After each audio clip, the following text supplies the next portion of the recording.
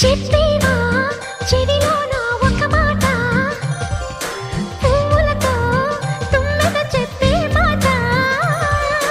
నీ చిరునవ్వు సాక్షిగా తాజ్ మహల్ నాదట, నీ పెదవంచు సాక్షిగా షాజహాను నేనట. నీ తీయని ప్రేమకి నా పెదవే నజరానా, నీ పైటకి నేనిక బానిసనే నెరజానా.